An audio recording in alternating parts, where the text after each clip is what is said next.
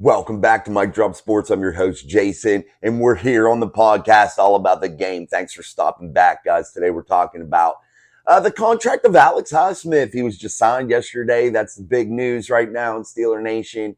Also, we're going to talk a little bit about maybe the running back situation with Najee Harris, talking about the contracts for running backs.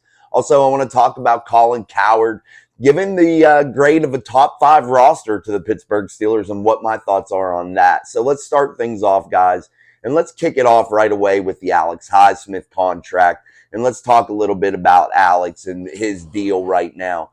Alex got that deal, $68 million, that extension added on. So he's now the 5 years, counting this year, with the Pittsburgh Steelers. So $68 million, which potentially will be about $70 million if he fulfills the terms of the contract completely and hits all the incentives and all that mess. So he will be here for, the foreseeable future. However, the Steelers on this extension do have the option to void that 4th year of the contract without any negative salary cap implications, which is big for the Pittsburgh Steelers. And they front-loaded this deal into the first 2 years to allow the Steelers to be able to plan ahead for that Kenny Pickett contract if everything works out with Kenny and he does solidify his role as the franchise guy. So the Steelers are planning ahead, and you can see that now as they give this contract to Alex Highsmith. You can see that it's front-loaded, with him averaging about $17 million annually if you average it all out. However, that first couple years, he's guaranteed roughly about $27 million. So that gives the Steelers a lot of flexibility with this Highsmith contract. And I think Omar Khan did an excellent job in the structure that made it good for the player, good for the organization, and it made everybody happy. And Alex Highsmith now is coupled with TJ Watt, which gives the Pittsburgh Steelers, in my book, probably one of the top 1 or 2 pass rush tandems in the entire NFL. It's really hard to find somebody better, a duo better than these two right now. And this Pittsburgh Steelers outside linebacker room has a chance to be really special when you added veterans like Golden. You added in the draft Nick Herbig. So where that rotation at the outside linebacker spot could be really a big positive for the Pittsburgh Steelers. And that's something that they've been missing, the depth at that position. Because in the last few seasons, when somebody has gotten injured, i.e. TJ Watt last year, it's been really tough to fill the void in terms of depth. They were just throwing players at it, bringing players in, trying to solidify a pass rush, getting somebody to go in there with Alex Highsmith because he played all 17 games last season. So the Steelers were desperate at times in that spot. So they have went out this year and made sure, or attempted to make sure, that type of situation won't happen this season or the next couple seasons. So Alex Highsmith, front-loaded deal. I think it's a positive deal. Alex Highsmith is a top-shelf player. He's a great outside linebacker when playing the run. He's a great run stopper. He has a good, quick first step, and he has some moves, and he's able to hit home with 14 and a half sacks last season.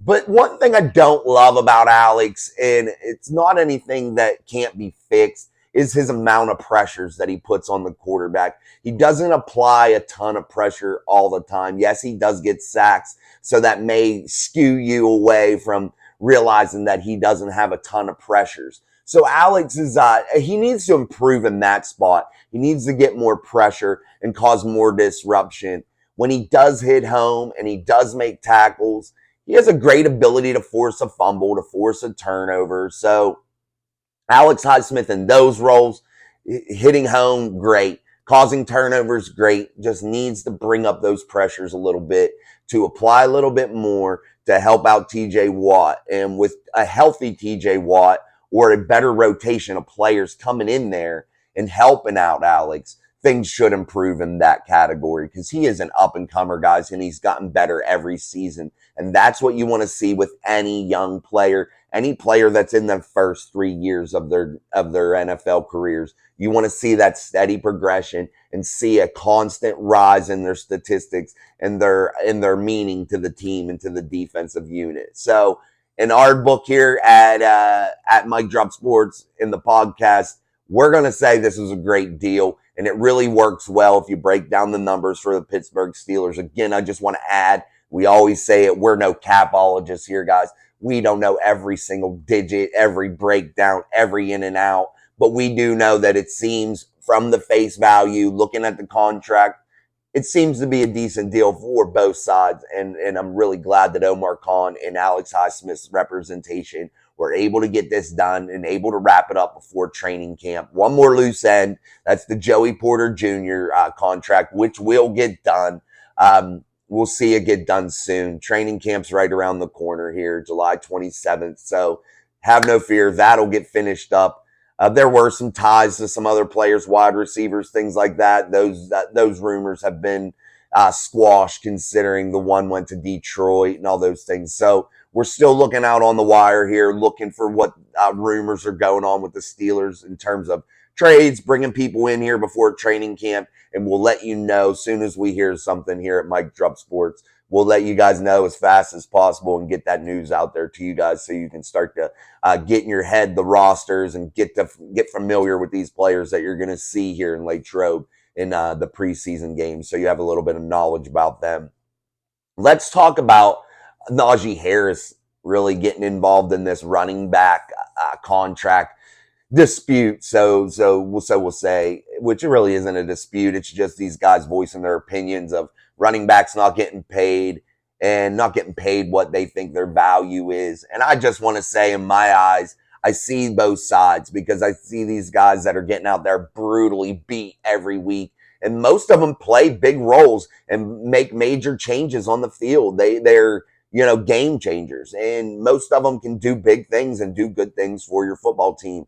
However, I see where the organizations are coming from also. They're able to go out in the draft or in free agency and pluck somebody up for less than, market value that we would think is market value for some of these guys, and what some of those players think their market value is. And they're able to save on those players. Out of all 32 teams, most running backs only last 2.5 seasons, and that's league average. And out of all 32 teams, the running back group isn't the most high paid position on there.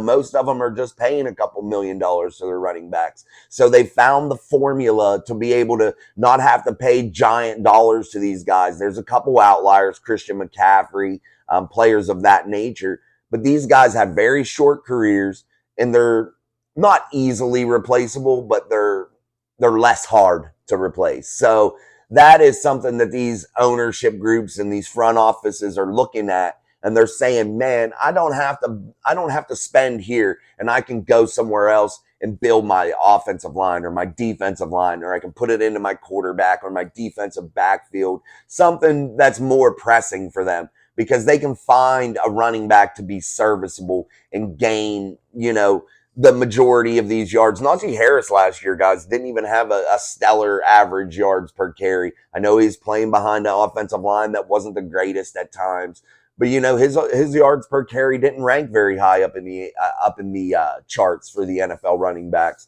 So at 3.2 yards per carry average, that's what Najee Harris had last season.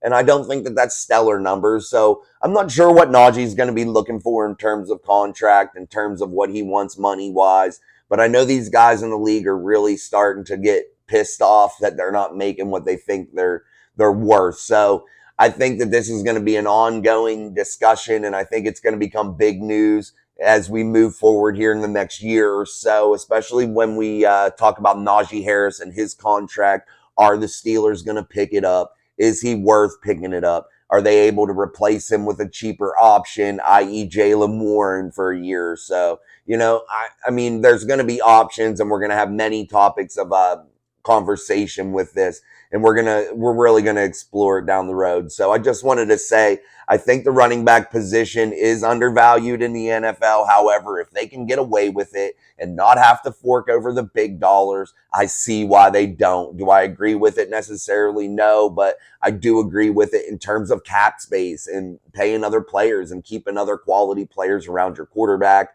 keeping your defense sturdy, those types of things. So we'll see how it all plays out. It's really heating up, guys. And I feel like it's going to be a big topic and a big issue moving forward.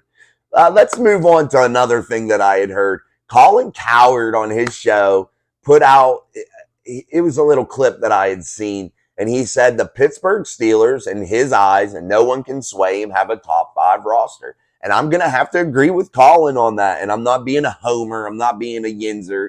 I'm saying I think on paper, the Pittsburgh Steelers don't have a ton of deficiencies on paper. Now, I'm not saying that's going to translate to the field, but right now, as it sits on paper, in terms of rosters and roster management and looking at it and seeing how it breaks down, I'm going to say the Pittsburgh Steelers have a top 5 roster. I only see 2 real deficiencies, one being that cornerback spot and one being the middle linebacker spot, but they're not glaring deficiencies. They're not overwhelming, uncorrectable deficiencies. So we have to give the Steelers credit there.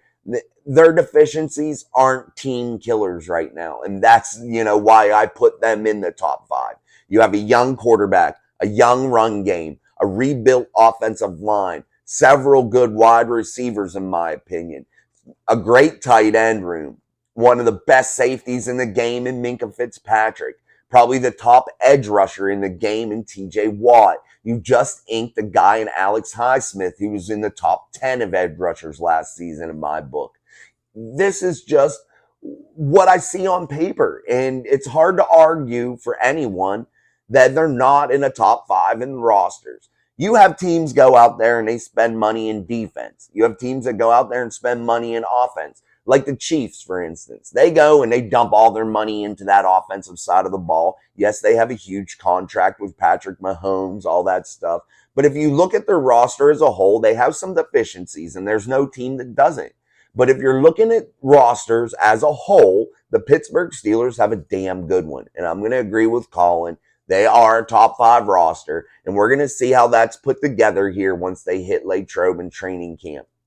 And we're going to see how they gel and how things move forward really soon. And we're going to see if I have to eat crow and they're not a top 5 roster, or, do they play shitty? So, all right, guys, let's wrap this show up. This is another quick episode of All About the Game here on Mike Drop Sports. Keep coming back, guys. It's been awesome so far. So keep subscribing, keep watching the videos, like, share, whatever you got to do, guys. Keep on getting the channel going. I appreciate you guys so much. Without you, nothing happens. So I appreciate your support. Until next time, we'll see you here.